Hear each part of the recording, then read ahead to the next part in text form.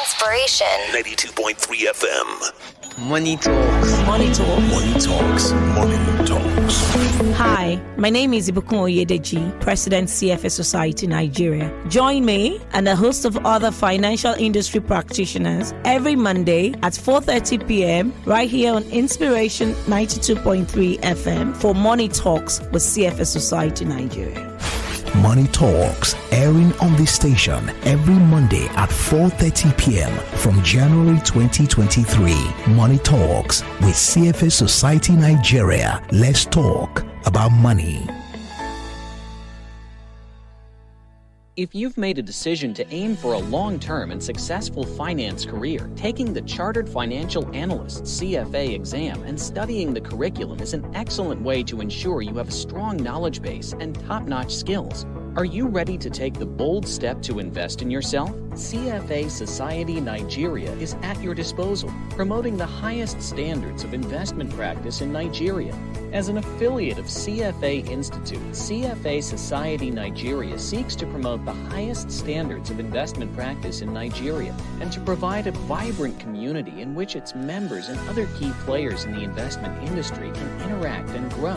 When you have the CFA Charter, you're globally recognized. Take advantage today by writing the CFA exam and joining us at CFA Society Nigeria. For more information, visit us at cfasocietyn.org. CFA Society Nigeria, making finance a force for good. Money Talks. Money Talk. Money Talks. Money Talks. Money Talks with CFA Society Nigeria. Let's talk about money.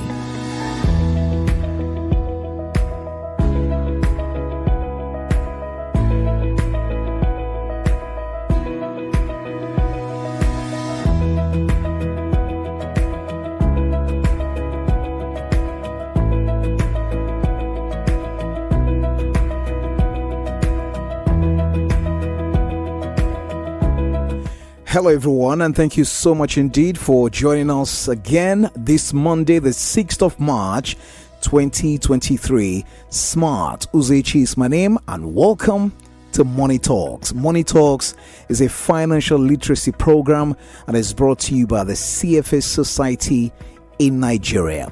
My guest today is Olumuyiwa Adebayo. Olumuyiwa Adebayo, you get to meet him in just a moment. He is an accomplished finance professional with extensive expertise in financial reporting, risk management, taxation, and international financial standards.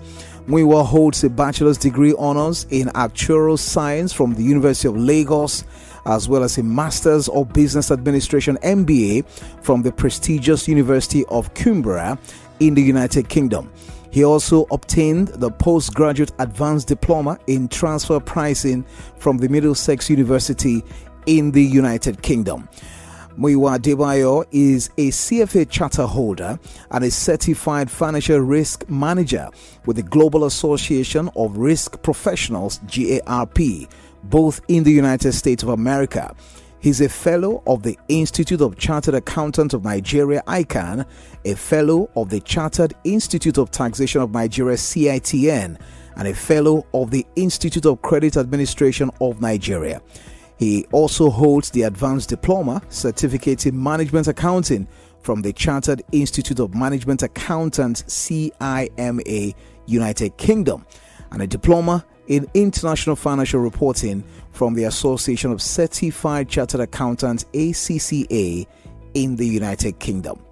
Olumuyiwa, it's so good to have you on the program this evening. Welcome. Good evening.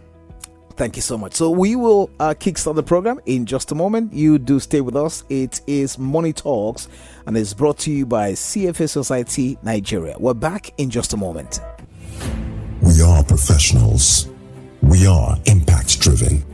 We are CFA Society Nigeria, a member society of the CFA Institute Global Network of Societies.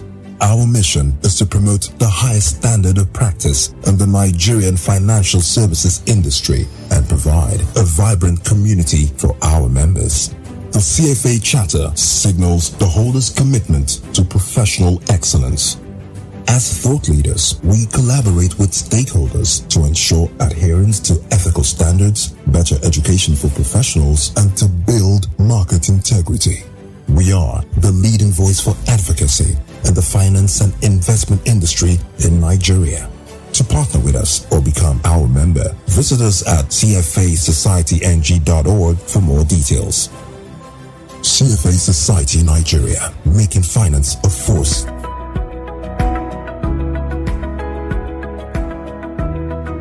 Welcome back to Money Talks, brought to you by CFA Society Nigeria. Smart Uzechi is my name. Olumuyiwa Adebayo is my guest on the program this evening. And we're going to be talking about understanding sources of finance for individuals and small businesses. Understanding sources of finance for individuals and small businesses. You can be a part of the program. It's fully interactive and live. You can call us on the telephone 0700 923 923 923. That's 0700 923 923 923, or send us a message on WhatsApp 0817 313 6193 0817 313 6193. Should you have a question or you want to make a clarification, perhaps you want to make a contribution to the program along the topic we're discussing today, understanding sources of finance for individuals and small businesses. You can also join our Twitter and Instagram pages right now. CFA Society NG. That's who we are on Instagram and on Twitter at CFA Society NG. You can also go to the LinkedIn page and Facebook page, CFA Society Nigeria. That's also how you can find us on YouTube. So LinkedIn, Facebook, and YouTube, CFA Society Nigeria. So let's get back to the studio here where I'm talking with Olumuyiwa this evening. So Olumuyiwa, when we talk about personal finance, there are quite a number of individuals out there. These individuals don't earn any monthly salaries, but they are dependent on their personal businesses or endeavors for their livelihoods. They are replete everywhere. So if any of these people now want to set up a small business, can you tell us the different sources of finance that are available to them, whether they be traders, artisans, people in the MSMEs, etc. here in Nigeria? Okay, thank you very much. When you're about starting a business, and the smallest level of business could be being a trader at a small scale level, which we could call micro level. Yeah. And it could also be at a small level, which is slightly above the micro level. Now, the first source of finance to you might be from your personal savings, which means what you've garnered over time. But again, there's a limitation to that, because most times the nature of your business might require more than what you've saved. What that means that the next set of source is to look towards families and friends. At this time that everybody is complaining they don't have money. Yes, that's why I said is the next. And Yes. By the time you approach family and friends, they could more or less assist you a little. And when they are to assist you, it might not be necessarily a gift. It might be borrowing. Okay, which means they are lending it to you and you are borrowing it from them. But again, as you have said, there's also a limitation to what your family and friend can provide. Most times in this part of the world, families and friends believe that once you lend out such money, it's unlikely to get it. Which means which means even if you are genuine in trying to borrow, the skeptical mind they have based on experiences might limit them to give you. Which means that they will likely give you what they can forgive or forfeit in that nature. Which means that also brings about limitation. Which means that you can now more or less look forward to another source. But the other source you are going to look forward to, you must be a member of that community. And what community is that? Cooperative. And what people know as Ususu and the like.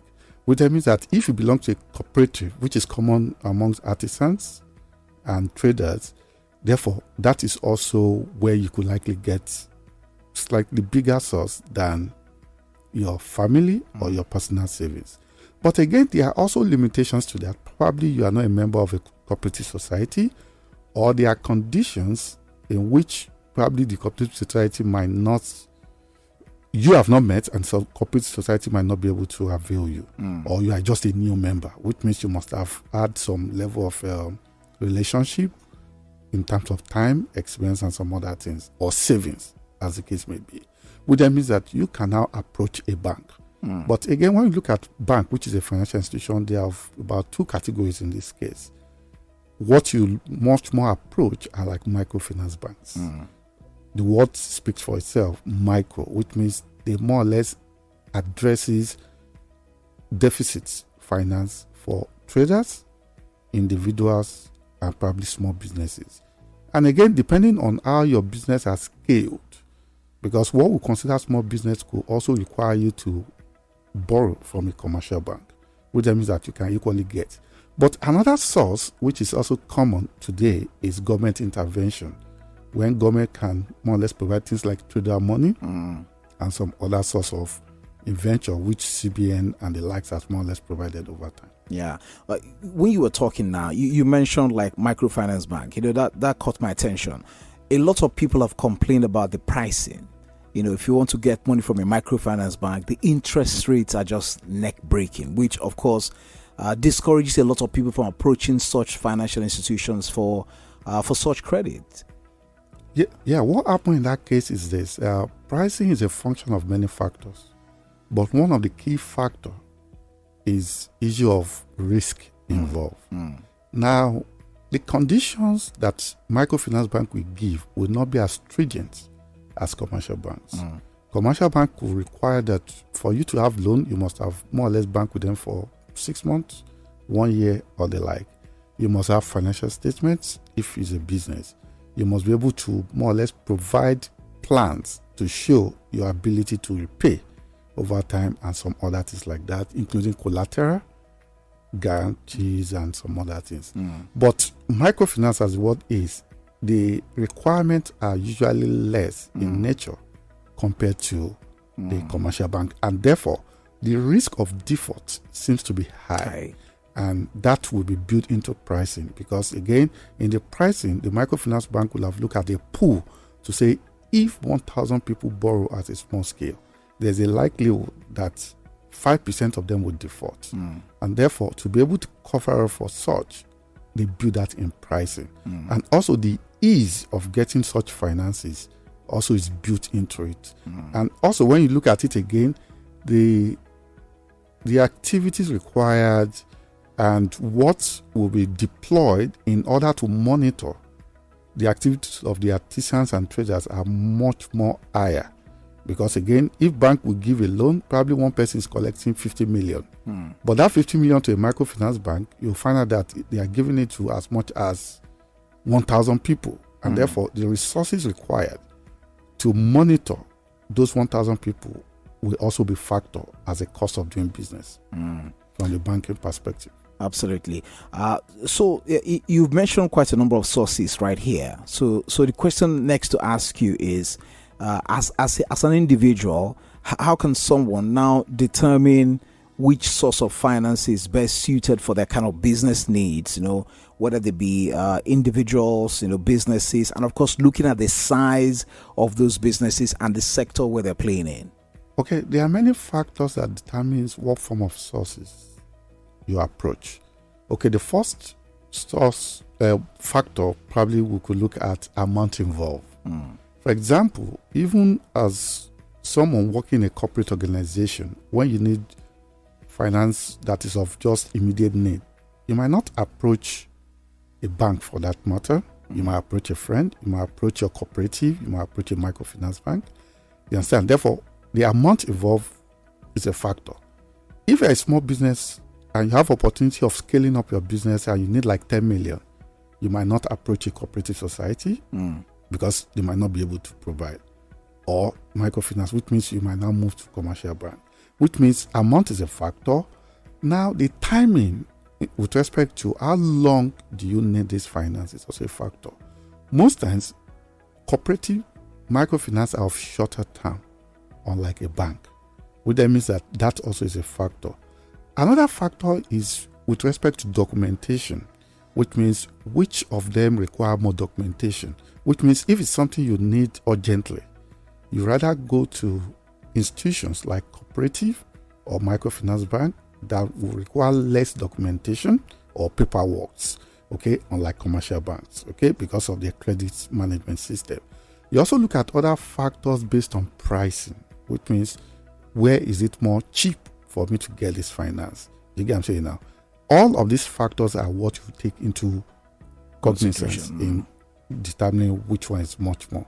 And availability is also a factor where you can easily get it at the point in time you need it, because time is a factor. In case you're joining us now, this is Money Talks, brought to you by CFA Society Nigeria, right here on 92.3 Inspiration FM. Smart Uzechi is my name, and my guest on the program this evening is Olumuyiwa Adebayo. We're talking about understanding sources of finance for individuals and small businesses. If you have a question, you can call us on the telephone 0700-923-923-923. That's 0700-923-923-923, or send us a message on WhatsApp 0817-313-6193. That's 0817-313-6193. You can also make use of the socials. This evening we are on Twitter and on Instagram at CFA Society NG. That's on Twitter and on Instagram at CFA Society NG. Check us out as well on LinkedIn, Facebook, and YouTube, CFA Society Nigeria, on those platforms. Or better still, go to our website, cfasocietynG.org, cfasocietynG.org. So, let me ask you, these sources you've already mentioned now, they must have different things that actually characterize them, like their pros and cons. I know there are rules everywhere you go, actually. So what are their implications for these artisans and these traders that want to use these sources of finance you've mentioned here today? Okay. Now let's pick it one by one. If you finance your business from your personal savings, the advantage there is that you are not under pressure. Okay. And it comes with a disadvantage. The disadvantage is that you have limited capital to doing business. Okay, and also you might not necessarily have financial discipline because it's your money. And likewise, if you move further to your families and friends, it's going to be easy to get, but insufficient availability of fund also limits your ability to scale up to what you needed the money for. But the disadvantage there, in addition to that, is because sometimes when your families and friends are also under pressure, which is more or less not foresaw, they might be put under pressure to call for their money when actually it has not fallen due, which more or less affects your business, because again, you have already had a plan to more or less getting that money back at a later time based on the fact that you put it into buying goods, which you have to sell and collect your money over time. Also, when you look at cooperative is much more attractive on the premise that is among people of common attributes, common features, common objective, which means probably it will be cooperative that is narrowed to artisans or traders within a community and some other things. Therefore, it's easy to get. Documentation is next to nothing. And when you say guarantee, you always get a member to stand in for you. But the shortcoming of that is that it depends on the amount involved. Most times, the amount you demand, you might not be able to get it. Or even when you can get it, most cooperative will tell you you can't borrow more than 200% of what you have contributed, which then means that what I require to scale up my business might be 500% of what I've contributed. Therefore, that becomes a shortcoming. When you look at microfinance bank, yes, their pricing sometimes are cheap. When I say cheap, it's relative to commercial banks. Yeah. Okay, and again, the beauty of it is that most microfinance banks will not require collateral. Yeah, but they might require some level of guarantee in order to protect themselves. And that is a benefit. But the negative of it is that they are much more aggressive than commercial bank. Okay, there's this Yoruba narrative they use for some of those cooperatives to more or less scare you away, to say they might laugh at you when you are more or less in a good books, but by the time you default, they don't look back. Yeah. And before you know, they could confiscate your market, your products, and some other things like that. And when you look at commercial bank, yes, commercial bank more or less has the benefit of giving you as much as you have the ability or capacity to take.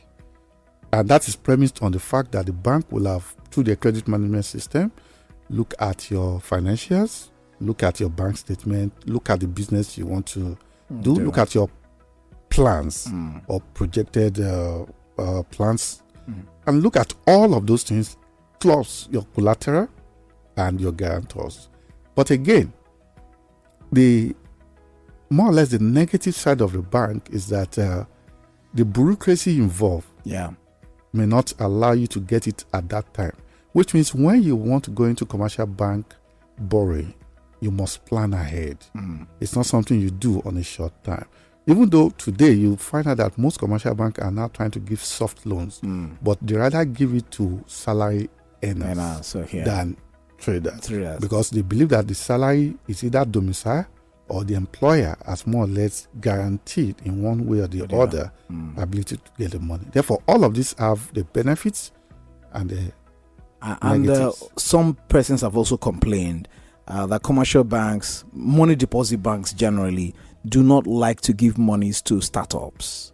They rather give money to well-established businesses than to give money to startups. So that's another problem there. Yes, there are many factors to that. One, naturally, not all startups live up to a year. And not many live up to 2, 3, 4 years. Which that means that they have higher degree of not succeeding based on many other factors like discipline, experience, market factors like inflation, and some other things that might limit their ability to scale up. And therefore, lending money to startup banks see it as much more of higher risk. And that is more or less based on the experience data that is available to them. But a mature business more or less have history. That's why you see that when you want credit from a commercial bank, you are required to provide some history with respect to your financial statement, your bank history. And also in today's world, there's a credit bureau who they can check against. Where have you collected loan before? Was there any evidence of default? And some other things like that. Which then means that everybody's trying to mitigate against the risk of default, because bank would prefer not to give that money out and rather buy bonds or buy treasury bills that is gilt-edged. What it means is that the level of risk is next to nothing than give money in which they will collect 20% interest, and at the end of the day, the entire 100% is lost. Gone. And that's just it. Okay. I'm sure to the listener out there, they'll be saying, oh, Muyiwa, good talk, sweet talk. But tell us now, these sources you have talked about, are they open to everyone, to get this form of financing? And what qualifies one to accessing these funds? Okay. It depends on the stage or level you are for you to qualify. Okay.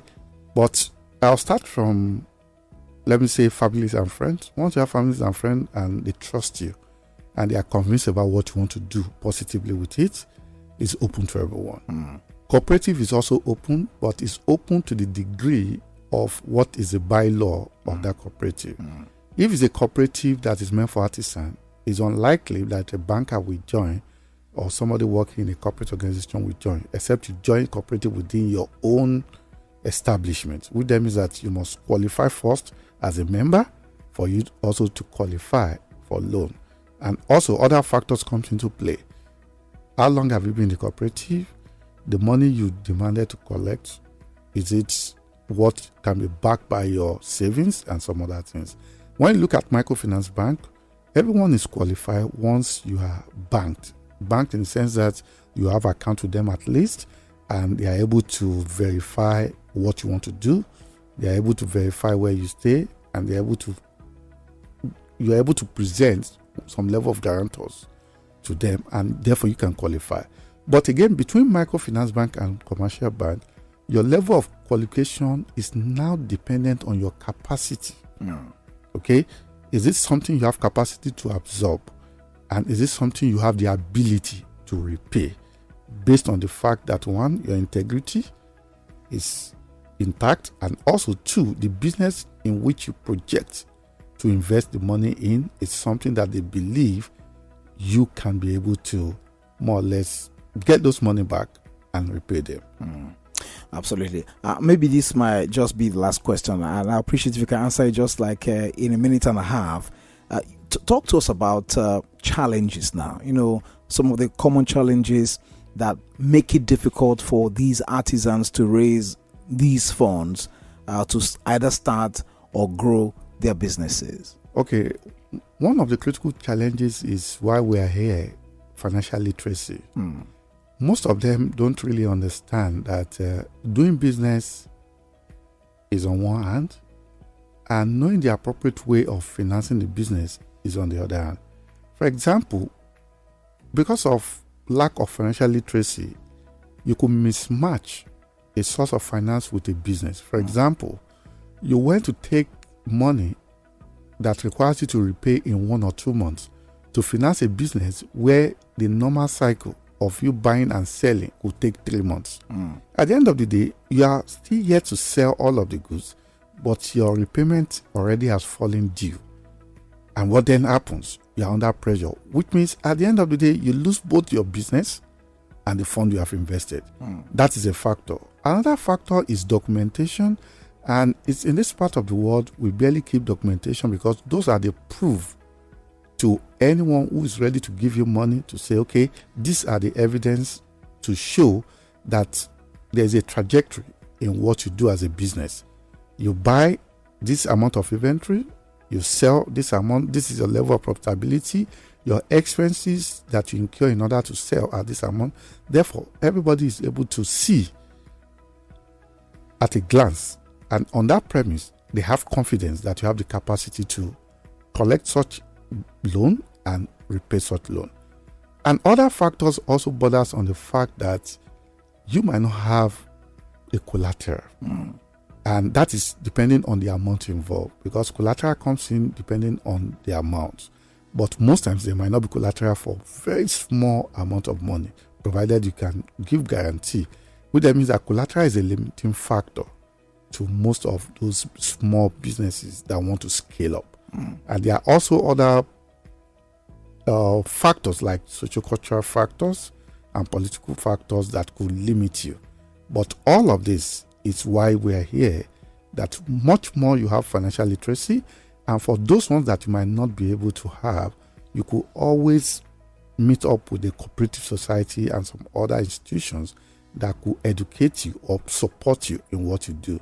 Like in Nigeria, we have SMEDA, that is a small, medium enterprise. It's an agency of government that supports them in terms of education, in terms of giving them much enlightenment on how to do business, what to do, what form of borrowings you can do, and some other things like that. Once they have that, I think they'll be home and dry. Olumuyiwa Adebayo, thank you so much for talking to us this evening. Understanding sources of finance for individuals and small businesses. That's what we've been talking about here on the program. Olumuyiwa, thank you so much for coming. Thank you very much. You can get more information via the website cfasocietyng.org. That's cfasocietyng.org. You can go to that website. Perhaps send an email there as well to get more information, or check out the Twitter and Instagram handles at CFA Society NG. That's on Instagram and on Twitter at CFA Society NG. Check that out. LinkedIn, Facebook, and YouTube is CFA Society Nigeria. That's CFA Society Nigeria. Until next week, Monday at 4:30, when we'll come your way again. Smart Uzechi is my name.